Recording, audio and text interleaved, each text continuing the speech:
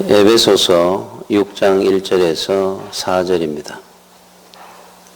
에베소서 6장 1절에서 4절입니다. 자녀들아 주 안에서 너희 부모에게 순종하라. 이것이 옳으니라. 내 아버지와 어머니를 공경하라.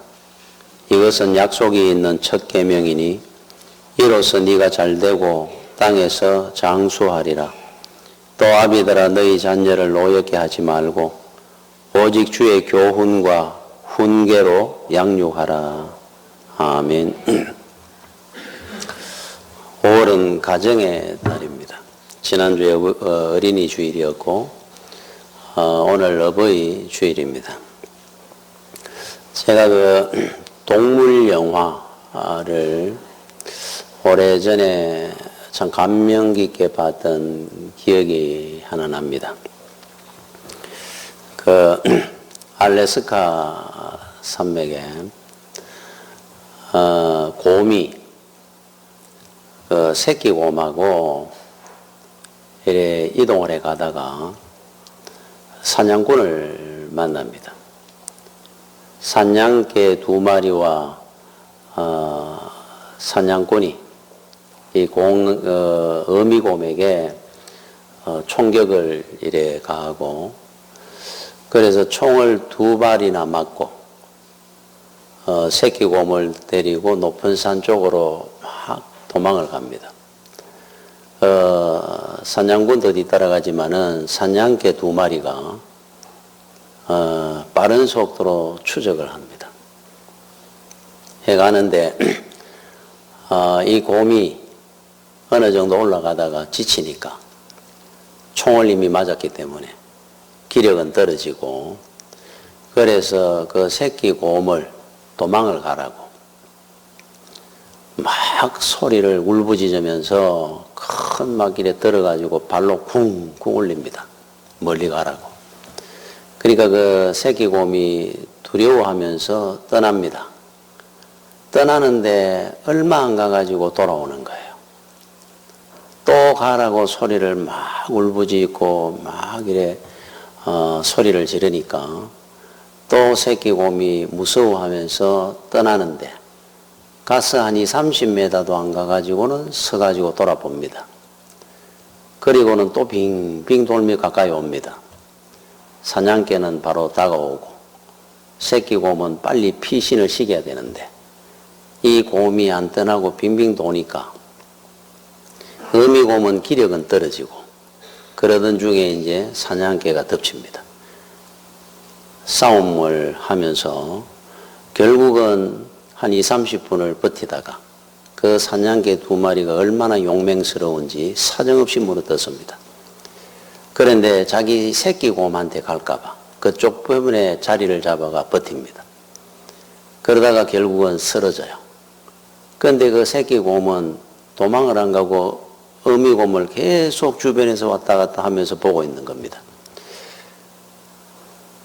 그러면서 쓰러지면서 이제는 기력이 없어가 사냥개한테 막 공격을 당하고 피를 흘리고 총알도 맞았고, 그런데 눈이 이래 감기듯이 감기다가 자기 눈앞에 새끼곰이 보이는 겁니다. 그 새끼곰을 보는 순간에 일어납니다.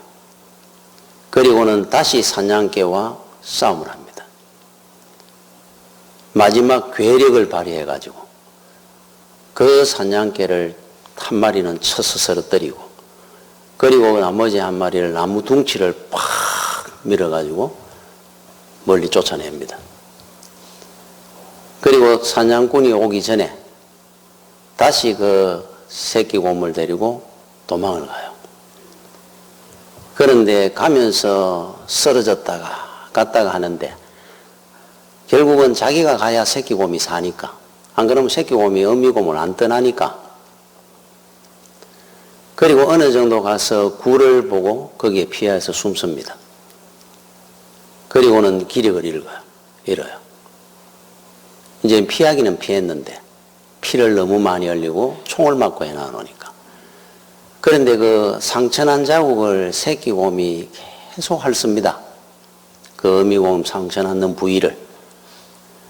그게 어떻게 이게 간호가 되고 할 수 있는지, 치료가 됐는지, 한 3, 4일을 기력을 잃고 기진맥진해가지고 혼수 상태에 빠져있던 어미곰이 일어납니다.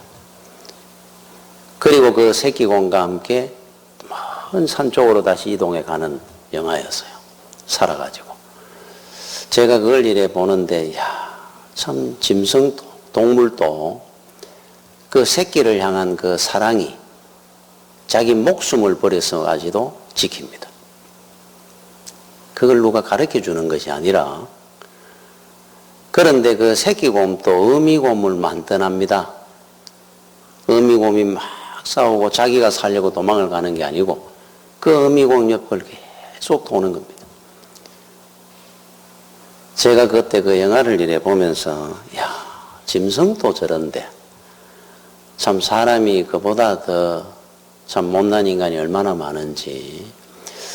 지난번에 뉴스를 보다 보니까 그 한 폐륜아가 80노모를 폭행을 해가지고 온몸에 멍이 들어서 병원에 입원을 했습니다. 결국 한 20일쯤 치료를 받다가 그 어머니는 돌아가셨어요. 그런데 그 순간까지 넘어져서 다쳤다고 그런다는 거예요. 계속. 그건 보면 아는데 온몸에 폭행 자국인데 넘어져서 그랬다는 거예요. 죽는 순간까지 자식을 지키려고 싶은 마음에. 중국에서는 그저께 목요일입니까? 그 반신불구 그 노모를 생매장을 했어요. 2m 깊이에. 그 어머니를 거기에 묻어가지고 와가지고 3일 뒤에 그 며느리가 자꾸 어머니 어디 모셔다 갔느냐고 묻다가 경찰에 고발을, 참 며느리가 효부입니다. 그래가지고는 나중에 밝혀내가지고 땅을 파니까 살아계시더라고요. 3일. 그래서 나오셔가지고도 아들이 중형을 당할까봐 말을 안 하는 겁니다. 그 부안군에 현수막이 붙어 있어요. 그거를 SNS에 누가 찍어가 보냈던데, 이래서 붙어 있습니다. 현수막에. 이놈들아, 어버이날인데 뭐 없냐? 이래서 놨더라고요. 현수막에. 부안군에서 이래 붙여놨어요. 또 이런 현수막도 있습니다. 꽃으로 퉁칠 생각하지 마라. 엄마가 이래서 놨어요. 너 바쁜 것 같아서 어버이날 선물은 내가 알아서 샀다. 입금해라. 또 아들 따라 꽃만 받고 끝내기에 내가 너무 정성으로 너를 키웠다. 이래서 나왔습니다. 이렇게 써야 되겠습니까, 이게? 부모가. 하나님께서 태초에 아담과 하와를 창조하시고 인류 최초의 가정을 만드신 겁니다. 하나님은 가정을 만들었어요. 그런데 그 가정은 죄로 말미암아 몰락을 하고 그 후손들은 죄와 사망의 족보에 이름을 올리게 됐죠. 그 죄의 족보, 사망의 족보가 창세기 5장 아담의 계보라에서 나옵니다. 거기에 보면 이렇게 나옵니다. 아담은 930세를 살고 죽었더라. 930세. 그 아들 셋은 912세를 살고 죽었더라. 머두셀라는 969세를 살고 죽었더라. 에노스는 905세를 살고 죽었더라. 그때는 한 900세 안 살아 장수했다 말을 못할 때입니다. 한 700세, 800세는 단명한 겁니다. 그런데 문제는 천년을 살았다. 그게 문제가 아니고 다 죽었더랍니다. 죽었다. 자, 그러면은 우리 성경 역사가 6천년이라면 지금부터 아담과 하와가 6천년 전의 인물이라면 천년을 살아봐야 5천년 전의 사람입니다. 그가 천년을 살고 죽어도 5천년이 지났습니다. 지금 2천년을 살았다 하더라도 4천년이 지난 세간입니다. 죽은 겁니다. 결국은. 그런데 여러분 그 마태복음 1장에를 보면은 예수 그리스도의 족보가 나오죠. 계보가 쫙 나오는데 거기는 낳고 죽었다 하는 단어가 하나도 안 나옵니다. 그지? 뭐 이세는 예를 들면 이세는 다윗을 낳고 다윗은 솔로몬을 낳고 낳기만 했어요. 생명의 역사입니다. 생명의 역사가 일어나요. 그죠? 자, 그래서 이제 몰락을 합니다.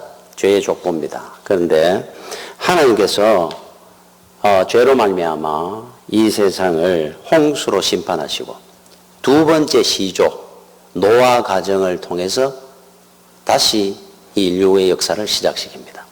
노아 가정, 가족들이 다 살아나죠. 그렇죠? 자, 그 다음에 아브라함 가정을 통해 가지고 하나님께서는 하나님 구원의 출발점으로 삽니다. 선민의 역사가 시작됩니다. 가정입니다. 자, 예수님은 이 땅에 오실 때 마리아와 요셉의 가정을 통해서 이 땅에 오시도록 합니다. 자, 하나님은 어느 시대든지 가정을 통해서 역사를 합니다. 가정을 하나님은 창조하신 겁니다. 가정을 이루시고 역사를 하는 겁니다. 그래서 이 사회가 건강하다 그러면 가정이 건강하다는 겁니다. 모든 가정들이. 그죠? 이 사회가 병들었다 할 때는 가정이 병든 증거입니다. 지난 목요일 날 경남 창원에서 노점상을 하던 50대 부부가 작년 1월 달에 로또 1등을 당첨을 했다 그럽니다. 그래서 7억 8천의 상금을 받았어요. 로또 당첨금을. 7억 8천. 자, 그거를 받고 난 이후에 그 가정은 지옥이 된 겁니다. 돈으로 행복 사는 거 아닙니다. 돈으로 가정을 이루어가는 거 아닙니다. 그래서 싸움을 하다가 그 아내가 둔기로 남편을 때려서 사망케 했습니다. 그죠? 그러니까 여러분 돈이 전부도 아니고 돈으로 행복을 못 삽니다. 가정을 이루려고 하면 안 됩니다. 그러니까 여러분들이 더 많은 돈을 벌려고 하지 말고 돈 생겼다가 괜히 망치에 맞는 것보다 좀 덜 벌고 행복하게 사니 훨씬 낫습니다. 제가 그걸 보다가 얼마나 내가 참 허탈한지 그 가정을 이래 보면서 야, 그 노점상 하다가 돈이 한 7, 8억이 생겼으니까 우리 행복할 것 같잖아요. 그렇지 않습니다. 여러분 장막 성전이었어요. 모세가 이스라엘에서 출애굽에 나와서 광야에 있을 동안에 하나님께서 성전을 장막으로 만들었습니다. 시커먼 장막을, 큰 낡은 장막이었겠죠. 그게 480년간 하나님의 성전은 장막이었어요. 장막으로 만들어졌습니다. 자, 이게 480년이 지난 후에 다윗이 왕이 되고 난 뒤에 마침내 예루살렘 성전, 이제 건물의 성전을 만들기로 원했습니다. 그러니까 원했던 이유가 사무엘하 7장 1, 2절에 여호와께서 주의 모든 원수를 무찌르사 왕으로 궁에 평안히 살게 하신 때에 다윗 왕으로 궁에 평안히 살게 하신 때에 왕이 선지자 나단에게 이르되 볼지어다 나는 백향목 궁에 살거늘 하나님의 교회는 휘장 가운데에 있도다. 이 다윗 이분의 믿음에 의하면 당연한 겁니다. 자기는 참 천한 목동이었는데 하나님의 은총 가운데 왕이 돼가지고 백향목 궁에 그렇게 평안하게 사는데 어느 날 밖을 이래 내다보니까 하나님의 성전이 장막으로 지어진 그 휘들 그거 보니까 먼지가 빙빙 날리는데 그러면 500년 된 그 장막 성전을 이래 보니까 얼마나 초라합니까? 죄스러웠을 것 같아요. 그래서 다윗 믿음에 당연히 마음이 아프다는 거죠. 그래서 이제 나단 선지자를 통해서 내가 하나님의 성전을 내 백창목 왕궁보다 더 아름답고 좋게 짓겠습니다. 이야기를 합니다. 그런데 하나님께서 이런 지하에 거절을 하죠. 두 가지 이유입니다. 첫 번째는 장막 성전이 주는 상징성이 있었거든요. 그동안. 그게 뭐냐면은 장막 성전은 이동식입니다. 그렇잖아요. 장막 들고 옮기면 됩니다. 자, 이스라엘 백성들이 광야에 와가지고 불기둥 구름기둥으로 이스라엘 백성들을 옮겨 다녔습니다. 옮겨 다닐 때마다 성전이 함께 옮겨 다니는 겁니다. 이게 만약 건물로 지었으면 못 옮겨 다니잖아요. 그러니까 성전이 같이 움직였잖아요. 그러니까 무소부재하신 하나님께서 이스라엘 백성, 하나님의 선민들과 함께 동고동락하고 함께 하신다는 상징성이 있었어요. 그래서 이스라엘 백성들이 가면 같이 옮겨가니까 아주 중요한 부분입니다. 그래서 하나님께서는 장막 성전에 대한 중요성, 의미를 갖고 있었고, 두 번째, 역대상 22장 8절에 여호와의 말씀이 내게 임하여 이르시되 너는 피를 심히 많이 흘렸고 크게 전쟁하였느니라. 네가 내 앞에서 땅에 피를 많이 흘렸은즉 내 이름을 위하여 성전을 건축하지 못하리라. 다윗은 어릴 때 골리앗을 쓰러뜨린 이후에도 장군으로 왕으로 있음이 많은 전쟁을 치렀습니다. 그러니까 많은 사람이 피를 흘렸다는 거죠. 그래서 피 흘린 손으로 성전을 지을 수 없다. 하나님이 단호하게 거절을 합니다. 그러면서 하나 약속을 합니다. 자, 짓기는 쥐 때, 네 때는 안 되고 그러면 네 아들 솔로몬 때 성전을 짓게 해주겠다 그랬어요. 자, 우리는 보통 그런 결정을 받았을 때는 내 아들 때 나는 못 짓는구나 그러고 내 아들 때 넘기겠죠. 그런데 다윗은 그렇지 않습니다. 다윗은 내 때는 못 짓고 내 아들 때 짓게 된다 그러니까 그때까지 하나부터 열까지 아주 많은 물자들을 세세하게 준비를 합니다. 평생에 아들이 지을 수 있도록. 제일 중요한 것은 하나님의 영감에 의해서 받았던 성전에 대한 설계도를 자기가 다 그립니다. 다윗이 예루살렘 성전의 설계도를 만듭니다. 심지어 그 안에 뭐 강대상이나 만약 이런 기구들이 있으면 그런 그 기구들을 양식을 다 그려냅니다. 다윗이 한 거예요. 그릇 하나의 양식도 다윗이 다 그렸습니다. 만들었어요. 그려놔놓고는 모든 설계도 그릇 기구들 양식을 다 만들어놔놓고는 그려놔놓고는 그 다음에 하는 것이 역대상 22장 14절부터 16절까지 내가 환난 중에 여호와의 성전을 위하여 금 10만 달란트, 은 100만 달란트, 녹각철을 그 무게를 달 수 없을 만큼 심히 많이 준비하였고, 여러분 이게 엄청난 양입니다. 지금 그 당시에 이스라엘에 거의 국고를 터는 겁니다. 지금 거의 이 양이 엄청난 양입니다. 그 당시에 노시나 철이라는 게 흔할 때가 아닙니다. 없습니다. 그거를 무게에 달 수 없을 정도로 막 창고에 꽉꽉 채워넣을 정도로 준비를 했다는 거예요. 평생의 사업이었어요. 다윗한테는. 자기는 못 짓는데도. 그러면서 또 제목과 돌을 준비하였으나 참 돌 막 제목 다 해놨습니다. 그 대신에 이제 솔로몬 너는 더할 것이며 또 장인이 네게 많이 있나니 곧 석수와 목수와 온갖 일에 익숙한 모든 사람이니라. 금과 은과 녹과 철이 무수하니 너는 일어나 일하라. 여호와께서 너와 함께 계실지로다. 이제 이거를 솔로몬한테 이제 유언을 하는 겁니다. 내 다 준비해놨다. 너는 그 장인들, 뭐 채석공, 뭐 그다음에 목수 이런 사람들 장인들을 데리고 짓기만 해라. 다 준비해놨으니까. 그런다고 해서 어떤 아들이라고 아버지가 그렇게 귀한 유언을 한다고 뭐 다 듣는다 하는 보장은 없잖아요. 그래서 솔로몬은 그걸 믿음 안에 들은 겁니다. 그래서 아버지가 다윗이 돌아가시고 난 뒤에 솔로몬이 왕이 되자 첫 사업으로 한 것이 바로 첫 번째, 두 번째가 성전을 지었어요. 성전을 지었는데 그 당시에 레바논에 있는 백향목을 벌목을 해가지고 이동해 오는데 거기에 동원된 군인들의 수가 3만 명이었다 그럽니다. 뭐 거기에 온 막 국력을 다 쏟은 겁니다. 채석공, 그죠? 돌을 갖다가 이래 뭐 피라미드 쌓듯이 이런 걸 돌로 지었으니까 그걸 8만 명. 그리고 인부들의 수가 7만 명. 그걸 감독하는 감독 관리들이 3,300명. 그래서 총 인원이 18만 3,300명이 붙은 겁니다. 공기가 언제였느냐? 공사 기간이 7년입니다. 7년 동안을 18만 3,300명의 인원이 붙어가지고 그 예루살렘 성전을 지어 올립니다. 완공을 시킵니다. 대단하죠. 그거를 이름하여 우리가 예루살렘 성전이라 또 다른 이름으로 솔로몬 성전이라 그럽니다. 그러나 이 말은 좀 다릅니다. 잘못된 것 같아요. 왜 그러냐니까 이거는 솔로몬 성전이라기보다 다윗과 솔로몬의 성전이라 이름을 그래 붙여야 됩니다. 다윗이 했는 일이 준비했는 이 물자들이 엄청나지 않습니까? 이게 없었더라면 솔로몬이 과연 이루어냈을까?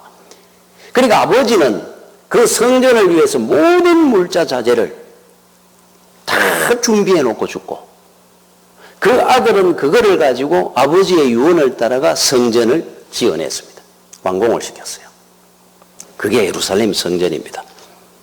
참 그래서 우리 하나님께서 참 이 믿음의 복된 가정, 믿음의 대를 이어간다는 거, 이걸 굉장히 하나님은 귀하게 여깁니다. 그래서 여러분 마태복음 신약을 첫 출발 복음서의 첫 장이 예수님의 계보부터 나오잖아요. 다 예수 그리스도의 계보라 쫙 나오는 거 한번 보십시오. 한 대를 안 그리고 쫙 굉장히 귀한 겁니다. 이게 어떤 사명보다 귀한 것이 바로 믿음의 계보입니다. 여러분 그 성경에 살아서 성천했는 인물이 3명이 나옵니다. 에녹, 엘리야, 예수님. 자, 그걸 우리가 이래 보다 보면 예수님이야 뭐 당연하죠. 성자 하나님이 죽음이 있습니까? 자, 살아서 성천하죠. 자, 그런데 우리 엘리야 그러면은 늘 우리는 그렇게 얘기를 합니다. 구약의 최고의 능력의 선지자 한 명을 대고 엘리야를 대표적으로 이렇게 꼽습니다. 그런데 엘리야 정도 되니까 그 정도의 영광을 상급을 하나님 주셨구나. 여러분 에녹에 대한 지난번에 제가 말씀을 드렸습니다. 에녹에 대해서 여러분 아는 거 있습니까? 자, 3명이 살아서 성천했는데 이 성경에 대단한 믿음의 위인들이 나옵니다. 거인들이. 그 중에 3명만이 살아서 성천하는 최고의 영광을 누렸습니다. 그렇다고 한다면은 믿음으로 보면은 성경에 이분들이 넘버 3 안에 들어가는 사람들이잖아요. 1, 2, 3, 최하. 저 넘버 한 20번째 뭐 서열이 한 50번째를 살아 성천하는 영광을 주지 않았다고 생각하잖아요. 우리가 볼 때는 예수님은 당연하지만 엘리야도 그런 정도는 된다 생각을 하더라고요. 그런데 에녹에 대한 정보는 거의 없습니다. 에녹에 대한 기록도 여러분 창세기 5장 21절부터 24절까지 딱 4절 나옵니다. 4절. 여러분 다윗의 기록 한번 보십시오. 이게 몇 장 나오는가. 아브라함의 기록만 해도 몇 장이 나옵니까? 그죠? 야곱이 몇 장이나 나옵니까? 자, 그렇다고 한다면은 저는 서열로 따진다면은 믿음의 서열.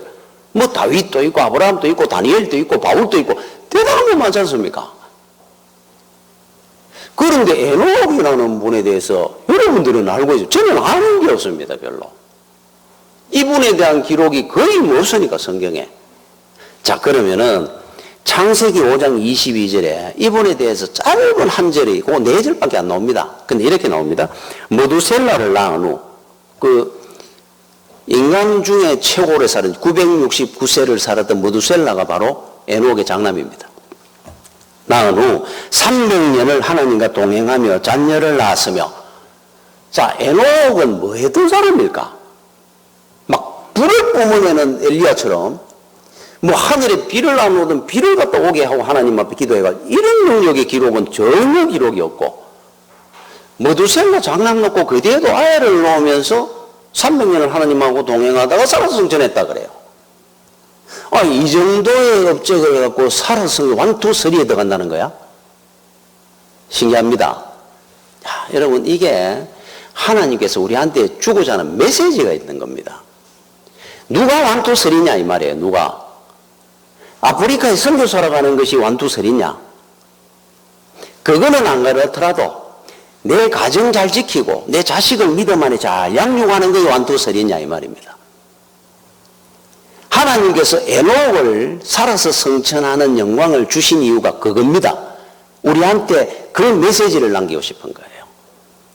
엘리야 같은 능력 있는 선지자도 있어야 되겠지만 최고의 하나님 앞에 영광이 되고 복을 받는 귀한 사명은 내 자식과 가정을 잘 지키는 것이다. 에녹이 했는 것은 가정 잘 지키고 자식들 양육하고, 여러분 에녹의 정손자가 노아입니다. 노아. 다 홍수 심판할 때 노아가 중시조가 되죠. 인류에. 노아가 바로 그 손자였어요. 손자, 정손자.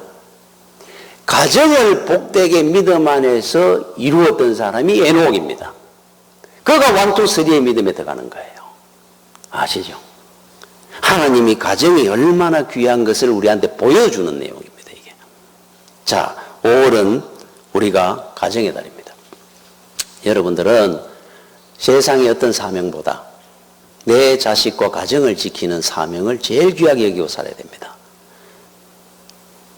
아브라함 같은 믿음의 조상이 되시고, 다윗 같은 그죠? 믿음의 아버지가 되시고, 부모가 되시고, 솔로몬 같은 믿음의 아들이 되십시오.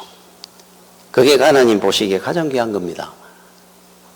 여러분 오늘 여기 말씀에 이런 말씀이 나옵니다. 6장 4절에 또 아비들아 너희 자녀를 노엽게 하지 말고 오직 주의 교훈과 훈계로 양육하라.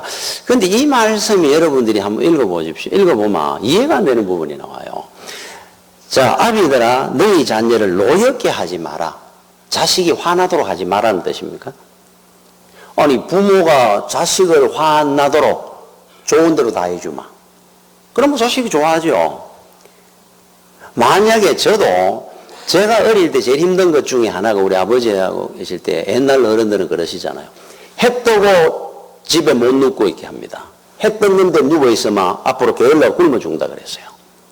그러면 어떤 날은 좀 노는 날 이런 데는 좀 이래 좀 늦잠 자고 싶잖아요.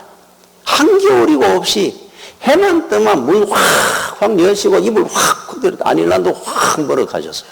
그때 일어날 때는 막 죽기를 싫었어요. 그러면서 일어난 겁니다. 뭐 용서가 없었으니까. 방청 쏘고 뭐 정리 제대로 안 하면 혼이 났습니다. 그러면은 제가 그 당시에 화가 납니다. 좀이라도 더 자고 싶은데 이 추운 겨울에도. 그러면 그러지 말라는 겁니까? 그랬으면 제가 오늘 인간이 되겠습니까? 내 공부하기 싫어 하면 놔두고 용돈 더 주세요 하면 돈 주고 늦잠 자고 싶으면 늦잠 자고.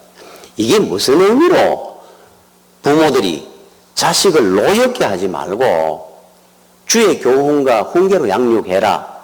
주 예수장 믿으라고 이 말씀으로 양육한다고 듣습니까 제대로? 그 말입니까?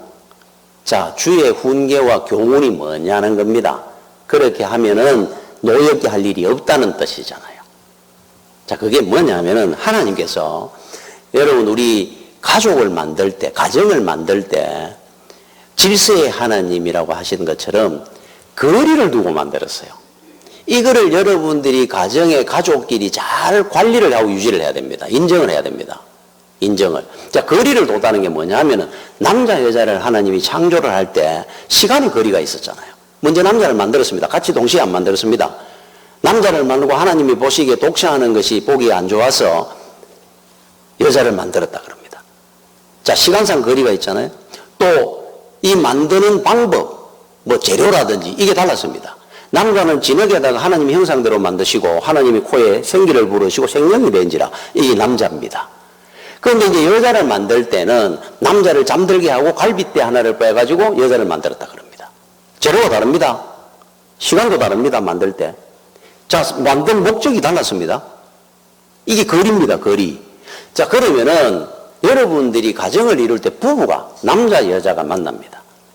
부부가 될 때는 남편과 아내의 거리를 인정해 줘야 돼요. 예를 들어 가지고 우리가 시간도 달랐고 만들 때 목적도 달랐고 재료도 달랐는데 어떻게 생각이 똑같고 모든 삶이나 사고방식이 같다고 생각합니까? 다릅니다. 남자 여자는. 그죠? 그거를 인정하는 것이 거리를 인정해 주는 거예요. 그러면서 그게 사랑입니다. 그게 가정의 첫 밑거름입니다. 시작입니다. 아내하고 남편은 다르다 말이에요. 그런데 대부분 남편들도 그렇고 아내들도 그렇고 자기 입장에서 똑같이 생각합니다. 이게 왜 안 돼? 왜 당신은 이거를 이렇게 남자는 그렇게 생각할 수 있고 여자는 다르게 생각할 수도 있는 겁니다. 그죠? 처음 하나님의 창조 원리가 달랐는데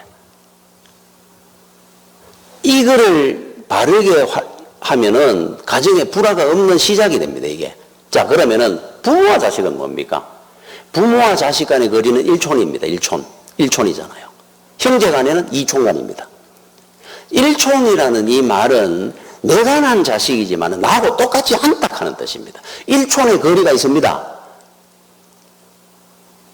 그러니까 아버지, 어머니의 생각이나 틀 속에 애들을 그대로 집어넣으면 안 됩니다. 다를 수가 있어요, 얘는. 인정을 해주라는 거예요. 1촌의 거리를. 형제 간에도 형이 공부를 좀 잘하고 괜찮고 동생이 좀 모자라는 경우도 있습니다, 공부는. 그럴 때, 네 형은 그런데 너는 왜 그래? 이래 하면 안 된다, 이 말이에요. 형하고 동생은 다른 겁니다. 2촌 간의 거리가 있습니다. 그거를 형제 간에 우애를 있게 살려고 그러면 그걸 인정을 하는 겁니다. 형이 동생한테. 부모도 그 형제들을 보면서 인정을 해줘야 돼요. 이것이 바로 주의 교훈과 훈계로 잘 양육해 가는 겁니다. 안 그러면은 자식을 내 털 안에 넣으려고 하다 보면 결국 불화가 생깁니다. 그게 노엽게 하는 거란 말이에요. 그죠? 네 밥 먹어라, 밥 먹지 마라, 손 씻어라, 이게 노엽게 하는 게 아니고 1촌의 거리를 인정을 안 해주니까 결국 아이들이 반항이 되죠.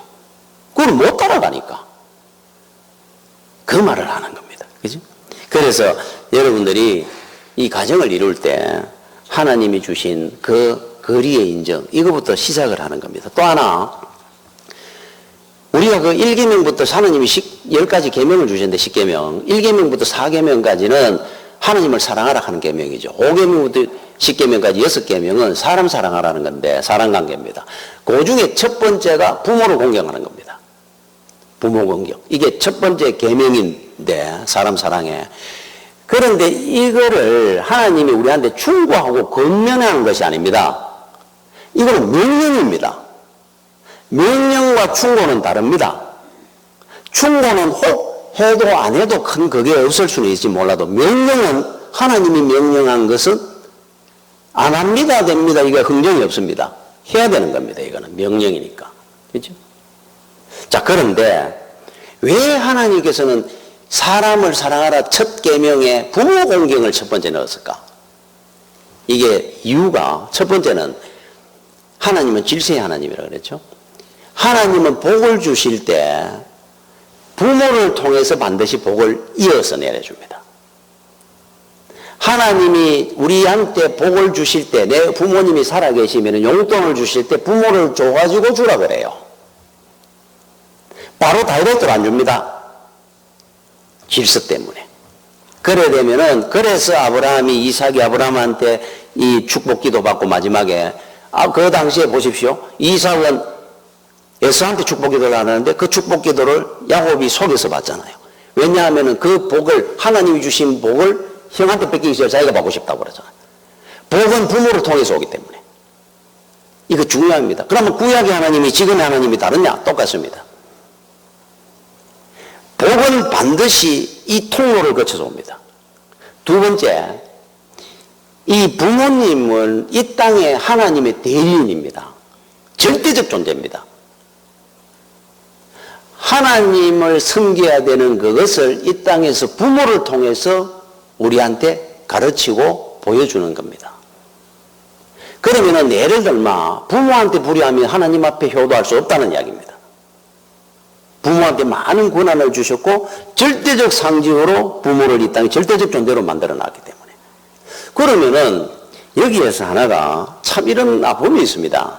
자식들의 입장에서 보면 부모님 때문에 예를 들어가 뭐 시부모, 친정 뭐 아니면은 장인 장모 뭐 이런 부모님 때문에 겪는 고통이 있을 수 있어요. 아픔이 있을 수 있습니다. 상처가. 그죠? 자, 이런 경우는 어떻게 해야 되느냐는 거예요. 부모님은 절대적 존재고 통로를 통해 복을 주신다고 하나님께서 분명히 공격하라고 명령을 했는데 도저히 이해가 안 되는 상황이 벌어질 때 이거를 순종하기도 힘들고 안 할 수도 없고 이게 한두 번도 아니고 평생 살아가면서 자, 다른 답이 없습니다. 훈련입니다. 왜 하나님께서 이 땅에 하나님을 대신하는 존재로 부모님을 두셨느냐? 그러면서도 억장이 무너진 일이 혹 생기느냐? 순종의 훈련은 다른 길로는 받기 어렵습니다. 그 부모님한테 순종하는 그 훈련에 그걸 겪으면서 하나님한테 훈련을 받는 겁니다. 다른 방법이 없습니다. 여러분이 어디서 그런 순종을 훈련 받아보겠어요? 제가 이 말씀은 이렇게 했으니까 시간이 좀 남았으니까 제 이야기를 한번 하려고 그래요. 저희 집에 우리 어머니는 아마 우리 여러분들 뭐 부모님도 다 이래 좀 이래 계시겠지만은 좀 특별하신 분입니다. 저희 어머니는 너무 강하시고 저는 사형제입니다. 위에 형이 셋 있고 제가 막내입니다. 저희 집에는 우리 어머니는 딸이 없습니다. 아들 넷에 며느리 넷이잖아요. 8명이 또 우리 손주들, 우리 저 조카들, 우리 제 딸, 우리 어머니 앞에 숨을 제대로 수 있는 사람이 아무도 없습니다. 요즘 며느리들 그렇게 되기 어렵잖아요, 사실. 아들들도 저희 어머니한테는 말대꾸를 하는 며느리도 없었고, 제가 막내인데, 제가 제일 빽빽거리는 중인데, 제 이야기를 하나만 여러분들한테 제가 몇 번 했으면 저는 대구에 개척을 한 것이 상상도 못하는 상황에 개척을 했습니다. 제가 오늘까지 살아오면서 내 인생의 모든 문제 결정은 어머니가 다 했습니다. 저는 제가 한 것이 하나도 없습니다. 제가 7살에 막내 있는 아들을 하나님이 주셨는데 목사 하나 만들어야 안 되겠나 해가 나를 찍기가 목사 돼서, 우리 어머니가 막내를 내가 목사시킨다 해가지고 결국 나는 목사가 됐습니다. 자, 목사가 돼가지고 서울에서 이제 부교육자 하고 있을 때 어머니가 8월 2일 날 우리 교회에 설립했습니다. 92년도. 그때 저보고 내려오라 그랬어요. 할 이야기 있다고. 저는 할 이야기 있다 그래가 그 당시에 서울에서 아파트 입주를 2주나 가놓고 있었습니다. 그 아파트 3년간 그거 연내라고 고생함이 이어가지고 아파트 이제 한번 살아본다고 하고 있는데 2주나 가놔놓고 내려오라 그래요. 할 이야기 있다고. 그냥 난방 입고 여름에 입은 채로 뜰뜰 왔습니다. 와가지고 어머니한테 만나니까 첫 마디가 니 개척해라. 예? 개척을 하네요. 여기 개척하도록 내가 계약을 해놨다. 그래서 나를 태워가지고 여기 온 겁니다. 이 법물동에 있는 줄도 몰랐습니다. 와가지고 지하실 한 20평 되는데 앞에 요 딱 붙여갖고 의자 한 7개 오니까 딱 끝이에요. 요 조그만한 데를 계약금 50만 원 주고 계약해놨으니까 바로 시작해라 그래요. 여러분, 이게 말이 된다고 생각합니까? 그러면 제가 지금 시무하고 있는 교회는 뭐라 그럽니까? 목사님한테. 이게 말이 안 되는 상황이 있다고 한 거예요. 그래서 제가 지금 무슨 말씀합니까? 한 번이라도 이야기를 한번 상의를 서로 한번 말씀이라도 미리 하셔야 되지. 이렇게 이야기를 하면 저는 지금 시무하고 있는데 내려와. 우리 어머니는 한번 결정하면 2번 이야기 안 합니다. 그리고 안 합니다 그러는 순간에 늘 하는 말씀이 하나 있습니다. 니하고 내하고는 오늘부로 끝이다. 제가 그 말대로 끝났으면 한 10번, 100번을 끝났을 겁니다. 제가 오늘까지 우리 집사람은 저보고 마마보이라고 하는데 마마보이라가 아니고 어머니가 결정한 거 한 번도 어긴 적이 없습니다. 왜 어긴 적이 없느냐? 어머니를 이길 수 없다고 저는 어릴 때부터 이미 포기를 했기 때문에. 우리 형님들도 그렇고. 이 말이 되는 상황입니까? 그래서 서울에 전화를 했습니다. 가야 될 거 아니에요. 옷이라도 갖고 와야 될 거 아니에요. 가지 말라는 거예요. 그래서 기도원에 넣어가 금식해라. 그리고 나와가지고 했습니다. 지하실에 거기에 성구가 없어가 의자가 중고를 넣었습니다. 얼마나 우리 어머니 성격이 급한지 내 마음 변할까봐 시작시키는 거예요. 바지에 위에 우리 아버지 양복 입고 첫 설립 예배를 드렸습니다. 양복도 없이 난방 입고 내려왔다가 그래서 드리고 그 다음 주에 집사람이 이제 보냈습니다. 집사람은 뭔 소리가 몰랐어요. 지금 아파트 이사 간다고 준비하고 있는데 대구 장관 갔다 온다 했는데 개척했다 하면 전화를 받으니까 의의가 없어가지고 뭐 이거 어떤지 뭐 할 겁니까? 그렇다고 우리 어머니한테 뭐라 할. 그래가지고는 한 달 뒤에 이사 왔습니다. 한 달 동안 제가 했습니다. 그냥 어머니 집에서. 그래서 시작을 했어요. 목사님한테 전화를 하니까 목사님이 뭐라고 하겠습니까? 뭐라고? 사임을 해? 왜? 저 이거 대구에서 개척하면 뭐? 제가 만약에 부교육자가 그거 한다면 생각해 보십시오. 이야. 그래 제가 그랬습니다. 우리 어머니가 하락하는 대화였습니다. 이거 알라하다 이거. 어머니가 하락해가지고 개척했다. 이해를 하겠으면 제가 목사님 나중에 지금 못 올라갑니다. 올라가서 제가 사정을 말씀드리고 사정은 뭔 사정입니까? 어머니가 허락해 하는 건데. 지금까지 여기 있는 이유입니다. 지금 이거는 작은 겁니다. 제가. 이게 엄청난 일이었죠. 요거는 작은 하나입니다. 작은 하나입니다. 야, 서울로 이사를 가셨습니다. 지금부터 한 6년 전에. 이제 다 소천하셨습니다. 이사를 가는 날, 아파트를 팔고 이사를 가시는데